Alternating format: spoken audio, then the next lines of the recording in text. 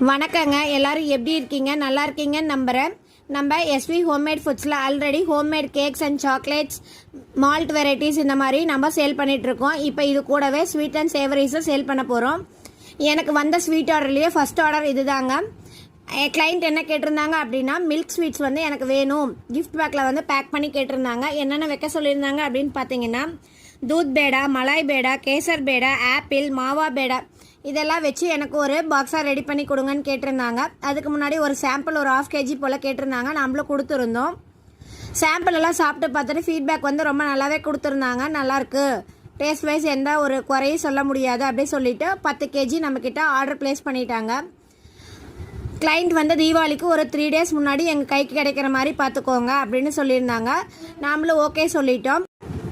இதே மாதிரி உங்களுக்கும் ஆர்டர் பண்ணணும் அப்படின்னு நினச்சிங்கன்னா எஸ்வி ஹோம்மேட் ஃபுட்ஸை காண்டாக்ட் பண்ணிக்கோங்க.